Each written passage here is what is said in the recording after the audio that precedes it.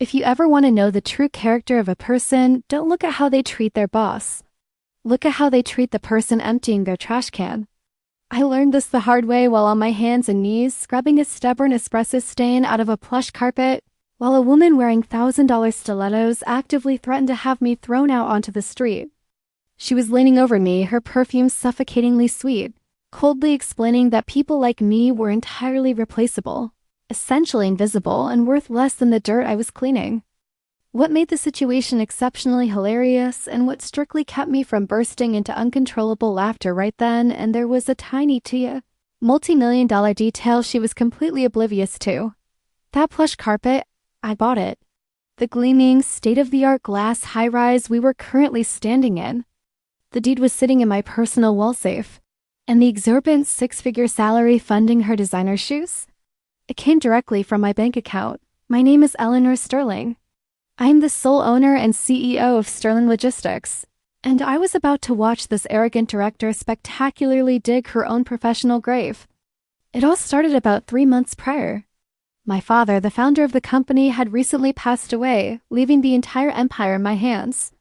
The board of directors naturally assumed I was just another spoiled trust fund socialite who would blindly sign checks and let the executives run the show. They couldn't have been more wrong. I had degrees in finance and business management, and unlike them, I actually enjoyed reading the quarterly expense reports. That's where I spotted it. Our flagship regional branch, our most profitable hub, was bleeding money through bizarre, bloated expenditures categorized under facilities management and employee welfare. Yet, despite a budget that could rival a small country's GDP, the anonymous employee satisfaction surveys from that specific branch were dismal. I knew that sending in a team of corporate auditors in sharp suits would be useless. The management would just put on a dog and pony show, cook the books, and hide the rot. If I wanted to find out where my money was really going, I needed a view from the absolute bottom. Since my father had always been the public face of the company and I had spent the last decade working behind the scenes in our overseas offices, nobody at the regional branch had ever seen my face. I was just a signature on their paychecks. So I devised a plan that my closest advisors called completely insane. I traded my tailored suits for baggy, faded denim and oversized polo shirts. I dyed my signature blonde hair to a dull, mousy brown and tied it back in a messy bun. I dropped the designer makeup, bought scuffed sneakers from a thrift store, and created a solid fake identity. Ellie, a high school dropout looking for minimum wage work. Applying for a janitorial position at my own company was shockingly easy. I was hired on the spot by an aggressively bored HR assistant and immediately thrown into the night and early morning shift. Walking into the Sterling Logistics regional hub as a cleaner was a surreal experience. The building I owned suddenly looked entirely different from the service elevator. The grand lobby with its marble floors and towering water features was no longer a symbol of corporate success. It was just a massive exhausting surface that needed to be buffed before 6 a.m. But the real eye-opener wasn't the hard labor. It was the management. Enter Victoria Thorne, the regional director. Victoria carried herself like royalty holding court in a peasant village. She had a habit of snapping her fingers to get people's attention and spoke exclusively in a condescending drawl. Her right-hand man was Marcus, the operations manager, a slick, weasel-faced guy who always looked like he was calculating how to sell your organs on the black market. Together, they ran the branch like their own personal fiefdom.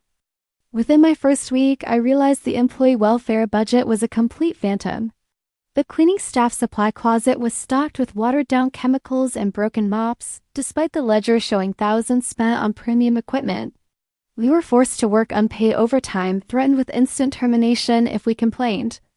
Despite the toxic environment, I found a silver lining in the people I worked with. The cleaning crew was a tight-knit family of hardworking individuals who were just trying to survive. My assigned partner was Maria, a warm, soft-spoken woman in her late 40s. Maria had tired eyes, but the kindest smile I had ever seen. She took me under her wing on day one, showing me the fastest way to empty the cubicle bins and sharing her homemade empanadas with me in the dingy basement locker room. I was gathering all the evidence I needed. I had a hidden camera in my uniform button and a tiny recorder catching every demeaning comment and sketchy directive Victoria and Marcus issued. I was already planning the grand, satisfying execution of their careers. But then, the situation shifted from a simple corporate audit to something deeply personal. Maria came to work one Tuesday looking completely shattered, her eyes red and swollen. When we were safely hidden away in a supply closet, she finally broke down and told me the truth about why she tolerated Victoria's daily abuses. Sitting on an overturned bucket of industrial floor wax, Maria finally let the walls down. Between heavy, ragged sobs, she told me about her 7-year-old son, Leo. He had been born with a severe congenital heart defect and his condition had recently deteriorated. He needed a highly specialized, incredibly expensive valve replacement surgery by the end of the month. I immediately frowned, my CEO brain kicking in. "But Maria," I whispered, handing her a rough paper towel, "the company's premium healthcare plan covers pediatric cardiology at 100%. I heard the benefits package is supposed to be amazing." Maria let out a bitter, exhausted laugh. "Not for us, Ellie. Victoria told the maintenance staff that our department didn't qualify for the premium tier. She said the company was making cutbacks. My insurance denied the claim last week. I've been picking up double shifts, selling my furniture, doing everything I can, but I'm still $40,000 short. If Leo doesn't get this surgery," she couldn't finish the sentence, burying her face in her hands. A cold, razor-sharp fury began to crystallize in my chest. Cutbacks? I'd personally signed off on a massive expansion to the Employee Healthcare Fund just 6 months ago, explicitly mandating that every single worker from the executives to the mailroom had top-tier coverage. Victoria wasn't just embezzling corporate funds to buy ugly designer shoes. She was actively denying life-saving benefits to the most vulnerable people in my company and pocketing the premium differentials. She was playing God with a little boy's life. But it got worse, so much worse. "Victoria called me into her office yesterday," Maria confessed, her voice trembling as she reached into her oversized apron and pulled out a sleek, top-of-the-line company laptop in a thick manila envelope. "She knows I'm desperate." She smiled at me, this awful, sweet smile, and told me she could pull some strings with the Employee Welfare Fund to give me the $40,000 as a special grant. "And the catch?" I asked, my eyes locked on the items in her lap. "You," Maria choked out. "She hates you, Ellie. She said you don't look at the floor when she walks by. She said you have too much attitude for a mop pusher. She told me that there's been a string of tech thefts in the building. She gave me this laptop and $10,000 in petty cash. She told me to plan it in your locker and your cleaning cart tonight. Tomorrow morning, Marcus is going to do a surprise inspection of the janitorial staff. When they find it on you, you'll be fired, arrested, and blamed for all the missing inventory from the past year. If I do it, she gives me the money for Leo's heart." Maria shoved the laptop and the envelope into my hands, stepping back as if they burned her. "I can't do it, Ellie. I won't. I am a mother, and I would do anything for my boy, but I will not destroy an innocent girl's life to do it. I'd rather beg on the streets. I'm going to quit tonight." I looked down at the stolen company property in my lap and then up at this incredible, selfless woman who was willing to sacrifice her only lifeline just to protect a coworker she had known for 3 weeks. The urge to rip off my disguise, hand her my black Amex card, and march upstairs to fire Victoria on the spot was almost overwhelming. But I stopped myself. If I just fired Victoria now, she'd lawyer up, claim it was a misunderstanding, and slither away to ruin another company. No, I needed the complete picture. I needed to see exactly how deep this rot went. And I wanted to catch Marcus and Victoria so red-handed that they wouldn't just lose their jobs, they'd face serious prison time. I suddenly realized exactly how their scam worked. They were stealing high-value equipment and cash, writing it off as shrinkage, and continuously framing low-level employees to close the investigations. It was a brilliant, wicked little racket. I stood up, placed my hands firmly on Maria's trembling shoulders, and gave her a smile that was entirely Eleanor Sterling, CEO. "Maria, look at me," I said, my voice dropping its feigned timidness. "Leo is going to get that surgery. You're not going to pay a single dime, and he's going to have the best doctors in the state. I promise you that on my life. But right now, I need you to do exactly what Victoria told you to do." Maria's eyes widened in horror. "What? Ellie, no, they'll call the police. You'll go to jail." "Let me worry about the police," I smirked, feeling the adrenaline of the hunt kicking in. "You take this laptop and you put it right in the bottom of my cart. You hide that envelope of cash in my locker. We are going to give Victoria and Marcus exactly what they want. We are going to let them think they've won." I was willingly stepping directly into the bear trap. But what Victoria and Marcus didn't realize was that they were trying to trap a tiger in its own jungle. The game was officially on. The next morning, the air in the regional hub felt thick, charged with the kind of electric tension that precedes a severe thunderstorm. I was pushing my yellow mop bucket across the polished marble of the main lobby, pretending to struggle with a stubborn scuff mark. Out of the corner of my eye, I saw Maria clutching her feather duster, her knuckles entirely white. She gave me a terrified, trembling nod. The bait was in the trap. At precisely 6:15 a.m., the glass elevator doors dinged and out stepped Victoria, holding a steaming matcha latte and looking like she had just stepped off a Vogue cover shoot. Flanking her was Marcus, wearing a smug, predatory grin, and two burly men from the building's private security firm. All cleaning staff line up against the wall. Now, Marcus barked, his voice echoing sharply across the empty lobby. The crew dropped their mops and rags, scrambling to comply. I kept my head down, shoulders hunched, playing the part of the terrified minimum wage worker to absolute perfection. Victoria took a slow, deliberate sip of her latte, her heels clicking against the marble as she paced in front of us. "It has come to my attention," she announced, her voice dripping with fake sorrow, "that we have a thief among us. High-value company property has been vanishing. So we are conducting a random mandatory search of all carts and lockers." She didn't even bother to search the others. Marcus made a beeline straight for my cart. He dramatically tossed aside a stack of microfiber cloths, reached into the bottom compartment, and pulled out the silver corporate laptop. A collective gasp rippled through the cleaning crew. Then he reached into the pocket of my discarded jacket hanging on the handle and withdrew the thick manila envelope, unceremoniously dumping $10,000 in crisp $100 bills onto the floor. Well, well, well, Marcus sneered, practically vibrating with glee. "Looks like our newest hire has sticky fingers." Victoria stepped up to me, her face inches from mine. Her sweet floral perfume couldn't mask the absolute venom in her eyes. "I knew you were garbage the moment I saw you," she whispered, just low enough so only I could hear. "Security. Take her down to the basement holding room. We have paperwork to do before the police arrive." Up until this moment, I was entirely in control. I had my hidden button camera recording the whole thing. I was ready to let them lock me in a room, casually pull out my phone, dial my chief legal officer, and watch the color drain from their faces. But as the security guards grabbed my arms and frog-marched me into the windowless, concrete basement office, the situation violently spiraled out of my carefully calculated script. Marcus slammed the heavy metal door shut and locked it. The head of security, a massive guy with a scarred chin, walked over to the wall and deliberately flipped the switch that killed the room's CCTV cameras. My stomach gave a sudden, hard lurch. Marcus didn't pull out a standard termination form. Instead, he slammed a massive 50-page legal document onto the metal table under the harsh fluorescent light. "Sit down, Ellie," he commanded. I sat, keeping my expression carefully frightened. "What is this? Just fire me. I didn't steal anything." Victoria laughed a cold, sharp sound. "Oh, honey, you're not just getting fired.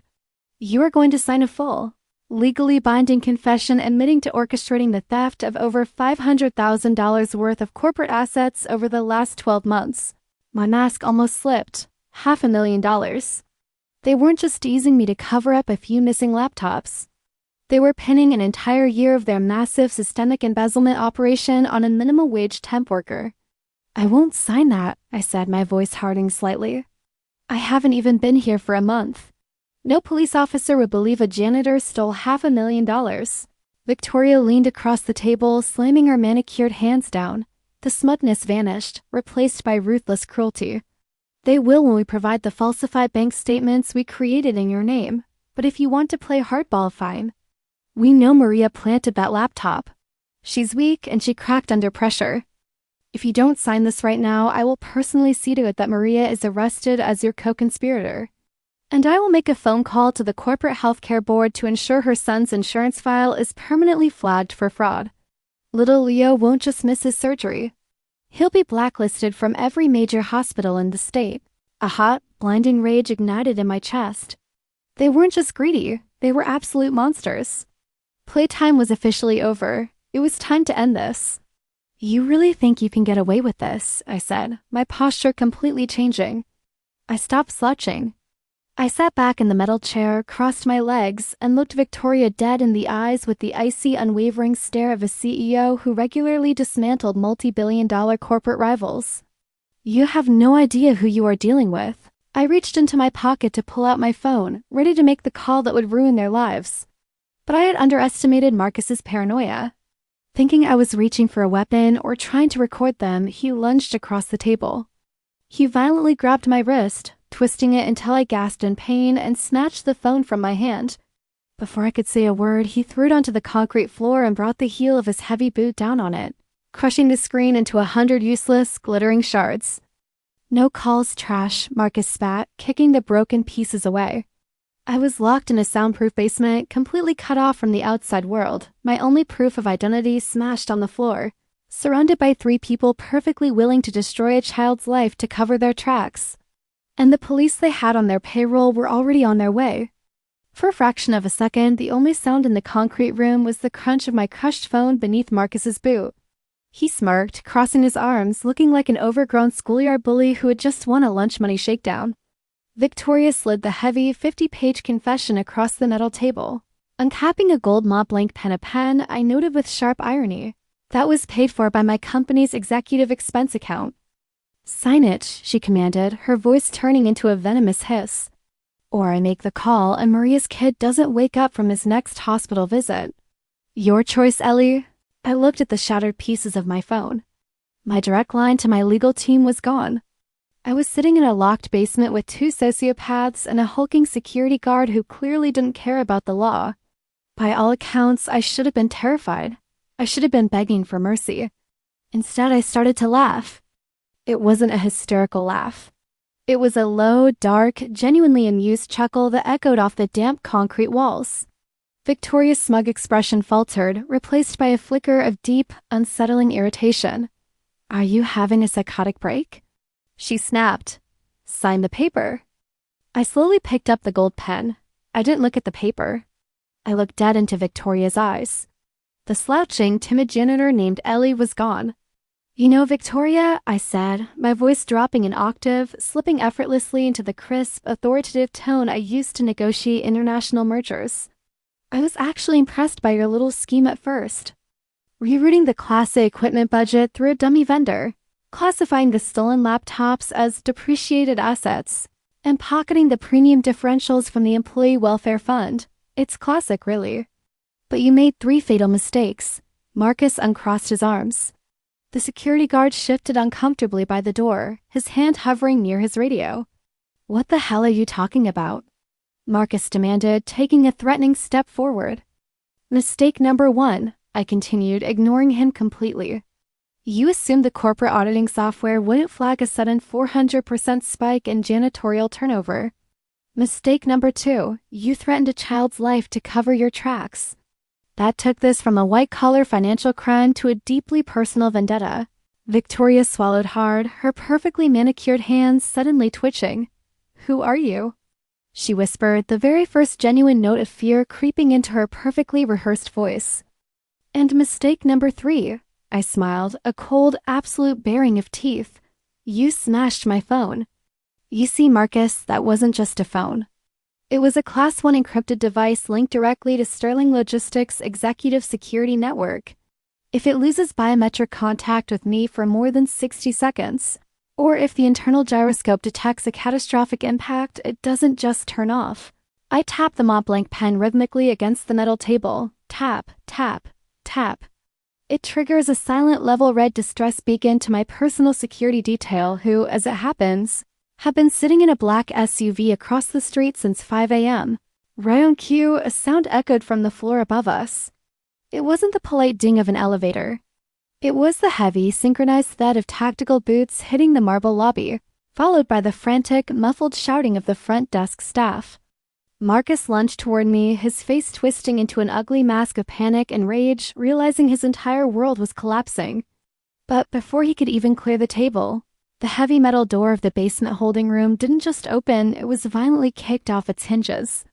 The thick steel slammed into the concrete wall with a deafening crash, sending a cloud of drywall dust into the stagnant air. Standing in the doorway weren't the local corrupt Victoria had on speed dial. It was a team of 6 massive men in tailored dark suits, led by David, MY Chief of Security, a former Special Forces operator who looked like he'd chewed granite for breakfast. Right behind them stood my lead corporate attorney, clutching a thick leather briefcase. The local security guard took one look at David, immediately dropped his baton, and put his hands in the air, pressing his face against the wall. Marcus froze entirely, all the blood draining from his face, while Victoria let out a pathetic, strangled gasp, stumbling backward until she hit the filing cabinet. David stepped into the room, his icy eyes sweeping the scene, taking in the smashed phone, the confession papers, and Marcus standing aggressively near me. "Miss Sterling," David said, his deep voice slicing through the thick, dusty tension in the room. "Are you injured?" I slowly stood up, gracefully brushing a speck of imaginary dust off my faded, oversized denim work shirt. I tossed the gold Montblanc pen onto the bogus confession document. "I'm perfectly fine, David," I replied smoothly, stretching my neck. "But I think our regional director and operations manager were just about to tender their resignations." I looked at Victoria. Her jaw was practically unhinged, her eyes darting frantically from my cheap thrift store sneakers to the phalanx of elite executive security completely surrounding me. The realization of exactly who she had been torturing, threatening, and trying to frame for the last 3 weeks finally hit her like a runaway freight train. The silence in that basement room was so absolute you could hear the buzz of the fluorescent lights. Victoria's face went through a fascinating spectrum of colors, from arrogant flush to chalky white to a sickly, nauseated green. Her knees physically gave out. She crumpled against the filing cabinet, sliding down until she was sitting on the dusty concrete floor, her $1,000 stilettos looking ridiculous and out of place. Marcus, however, chose the path of pure, unadulterated panic. The tough guy act dissolved instantly.